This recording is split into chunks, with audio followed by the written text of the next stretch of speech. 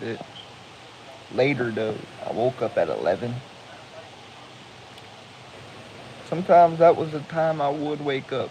Or 8. Woke up today, worked out, got a shower, in and out quick and efficiently like it should be. Instead of, it's good to pace yourself and take time, but if other people gotta like get in there and use the restroom and this and that, that's when you get in and out. Don't waste no time. That's exactly what the mindset was. Get on out of that bitch, and that's that.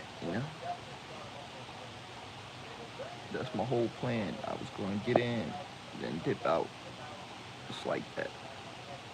And I did that. Got in, got out. Critters 4 was great. It had, I didn't see Black Panther, Wakanda Forever, but it had Angela Bassett, who's known from a lot of other films as the queen of acting. Of course, it had guy who was in Child's Play. If you didn't see the review, go and check out my review. It is on my channel. I gave you a breakdown of what I liked and why I liked the film, basically. It's on the channel. Go ahead and check it out if you haven't seen it on the channel, y'all. You will very much enjoy the movie itself in itself because it was just a good time waster. It wasn't that much of a good movie, I'm not gonna lie to you, but it was a great time waster. Same with Barbie. I highly recommend you watch Barbie. For me, it wasn't about the toys, it wasn't about the Barbie itself. It was around the movie. It was things around the movie that I enjoyed. The aspects of the chemistry between Margot Robbie and the Notebook. I haven't seen a lot of Margot Robbie, the Notebook star, Ryan Gosling. That's what I most notably seen him in and know him from is the Notebook. In one film, when his wife was cheating, she was the cause of the relationship going bad and problems in between the relationship. She was confining on another man and this and that. That movie. But yeah, Barbie, anything else around it, like the the world, the look of the Barbie world, the chemistry, like I said, Cena, my favorite wrestler, turned actor, appearing as a Merman. That was a very interesting touch to see John Cena as a Merman. Pretty cool. Um, the girl who was in Stuck in the Middle, she appears a little older here. As she's playing the daughter of the woman, I believe, from Grey's Anatomy, appeared in here. The dance numbers were entertaining. You know, the dancing here was pretty entertaining. I'm not gonna lie. I didn't really expect much going into Barbie, but it surprised me. I don't care what anybody says. Y'all could clown me. Y'all could get on my butt and say, you watched a female movie. Okay. I'm sure there were other guys who got dragged in to see it, so it doesn't make it that much of a big deal if other people went and seen it with their girlfriends. If I found it entertaining, I found it entertaining. I stand on that. Can't judge me for that. Would I say it's a movie I'd watch again? Probably not. I would not go back and watch Barbie again. I'm just being honest. Yes, it entertained me at first glance. The cast did okay, but it's not a movie I can say I would go back and watch twice. Let's just say that. But if you guys haven't seen it, I won't spoil anything. I won't be telling anything. You just have to go out and see Barbie yourself to really gauge your thought process and what you think of the story development and what you think of the whole movie in a whole, you know. I can't make your guys' minds up. You got to make your minds up on what you think of Barbie.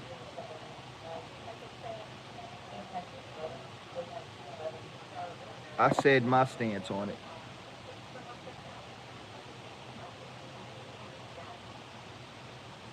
Share my stance. So that's gonna be that.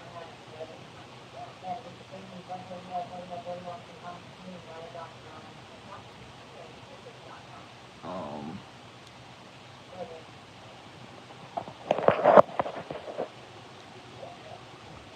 Tonight's gonna be another busy night as we got another episode of Raw to look forward to and shit like that.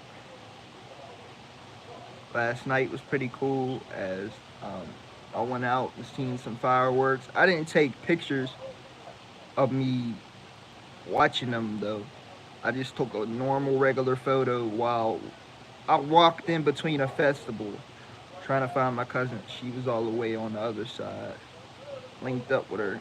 Eventually we was just chatting and blase, you know. Lately I have been moving a lot more usual than I should, you know. I don't know if that's my anxiety lately really kicking up, really kicking into high gear or what, but I noticed myself moving a lot lately, but I'm good today. I ain't gonna let that shit get to me. I ain't gonna let whatever it is that keeps making me move too much get to me because I'm built differently at the end of the day. So you already know, bro. Like, I ain't worried about nobody else. I'm in my own lane. I'm not bothering nobody unless they bother me. It's as simple as that. Y'all know. Y'all know.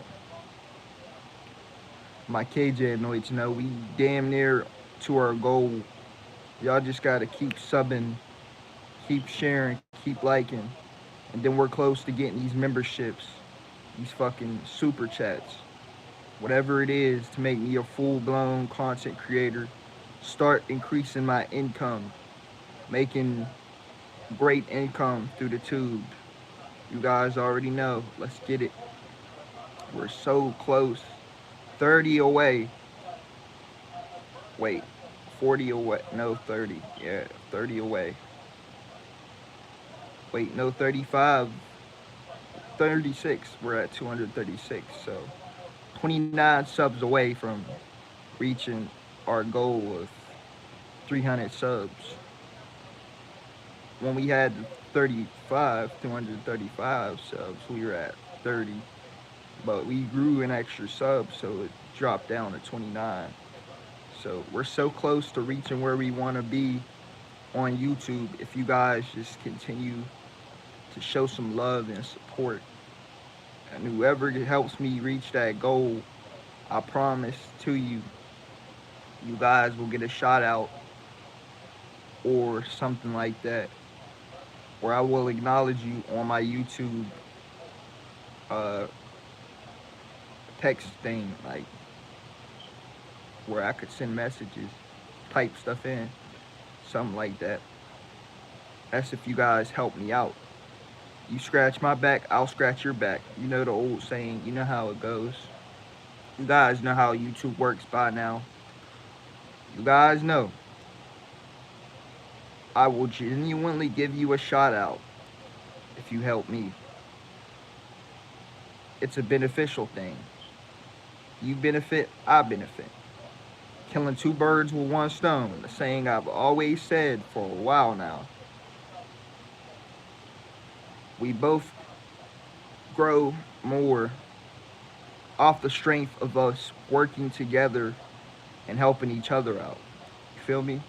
So if you guys could be so gracious enough to continue to contribute to the channel, I'll continue to be gracious enough to continue to contribute and drop these videos. Like I said, you scratch my back, I scratch yours. It's a beneficial thing. The more you grow, I mean, the more I grow, the more you grow. Look at it that way. The more status I get, the more status you get, because we're helping each other level up. You feel me? It's like a video game. This world is really like a video game. You know, every time you get past the level, you go to a new level. What do? You level up. You boss up. You get bigger. Use that as an analogy.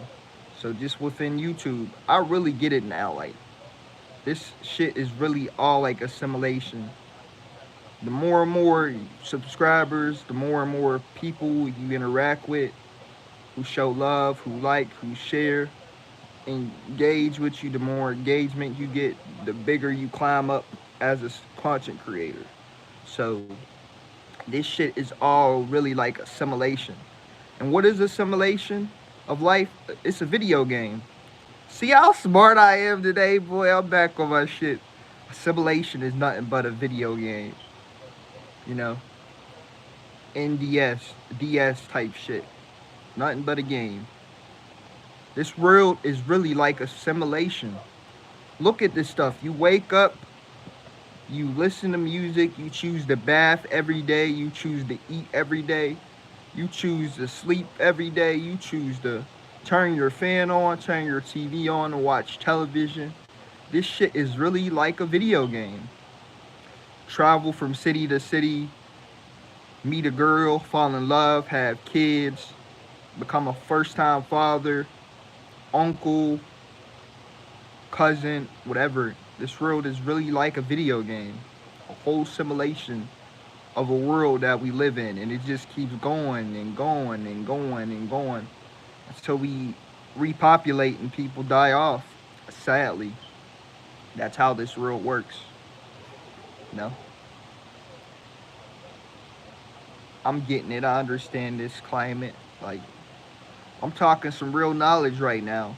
How many of my subs, my supporters, believe in assimilation? How many of you guys agree that we live in assimilation? Comment in my section what y'all believe in. If y'all think we live in assimilation or not. Oh shit, somebody viewed and then left. I'm used to that though. That shit happens a lot here on my YouTube lives. So I woke up feeling confident as hell today too. I'm confident as hell. I pity the fool. That's Mr. T. I pity the fool who doesn't subscribe to my channel. I pity the fool who don't come to my live saying any type of words. I pity you, and I pity that fool. So if you don't come to my live and say any type of words, I pity you, fool. I pity you. You're a fool. I pity you. You should have came to my chat room. You should have said some words, and it would have all been okay. But I understand if you're nervous, you shy, you didn't want to say anything, and you just wanted to come in and listen to what I had to say and left. I get you. But yeah, I'm really trying to pop off this channel and get it where it needs to be. From that time I had to restart everything, and till now just try to really get back on my feet with my channel and really just become one of them full-blown content creators. Really just, you know, start making money, start a podcast, clothing line, drinks, the Big KJ or JK Fame drink. Sort of like what I'm not a fan of Logan Paul, but like I said, I'm trying to take inspiration from Logan Paul and what he does with the drinks, the clothing line, the podcast. It's called inspiration. You might not be a fan of a person, but doesn't mean you can't take and apply something they did right and apply it to your life. That's what I'm trying to do. I'm trying to take what he's successful at, and I'm trying to learn the ropes and apply it to myself. I've got life figured out. That's what I want to do when I get big off YouTube. And I still want a neck tattoo, JK Fame. I just got to get like somebody I know who I can trust to do the tattoo, that won't do the tattoo wrong. I'll figure that out when the time comes, when I get big off social media. They go off YouTube. But yeah, the KJ, the podcast name will be the Cupid Love Podcast. Me and my boy Axel, when I was using that app, we discussed like him and his girl being put on a podcast and it being relationship oriented, a relationship advice topic, cool discussion, development type of podcast. That's the type of thing I want to center it around. But more to it, like more aspects to it. Where, I watched a couple like Committed Us, where they bring on couples who had struggles at first, but then work through it and break everything down from them getting back together, breaking up, the moment they met, blase, blase. Something like that could be intertwined to my channel that I really think could be effective and if used right, if with the proper tools, could be a really successful podcast. You know, I just have to figure out which couples I could like bring on to my channel, especially for the very first episode. A very first episode for your podcast is important. Whatever couple, I look at it this way: whatever couple you have, if they high maintenance, if they higher status, or they too freaking ballers. Cause I be around a lot of couples that I'm like, they're ballers. You can tell they got this relationship shit like that. They already know what to do. Like me too. I done got this stuff down pack. Like I know, like there's this tool that I know about and shit like that my boy told me about, and I've used that. Like lately, I've been using that tool for real, for real. Like I already know how to interact with my partner, bro. Like texting her about Barbie, letting her know I highly recommend you watch Barbie and this and that. Like just breaking it down to why I enjoyed it. As simple as that. But yeah. Our first date still instilled in my head, horseback riding, and I'm gonna get that Philly cheese and shit and fries once that happens. Like that's still in my head. Like I already know that. She's paying for that, and I'm paying for my food. She'll pay for her food when the time comes. Um. Anyway, yeah. It's called what's that system called? That bro told me about social social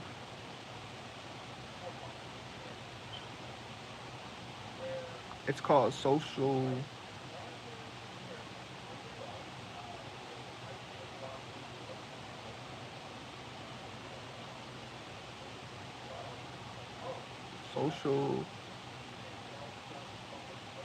social something social that helps you get way ahead, and but it can be manipulative. It could be a little bit manipulative, but it's a powerful tool for guys who struggle with communication and saying the right stuff in their relationships.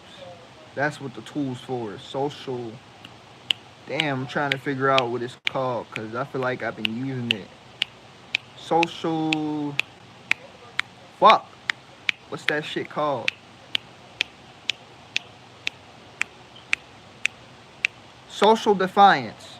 Social defiance. That's what it's called. Social defiance. That's a very powerful tool for you guys who have a struggle, or so you already know what to say mentally to a female that you're talking to and you're wanting to boo up and you're wanting to get to know. Tread lightly though. It's a strong tool. It's a very strong tool. Go out there and use social defensivency, defiance, or whatever it's called. Use that tool to get ahead and know what you're already gonna say to your female, so you don't fuck up your chances or ruin any ounce of interest she finds in you. You know. That's why I just ask my partner questions to get to know her. But Anyway, guys, I'm gonna end this live. Love you guys. Peace.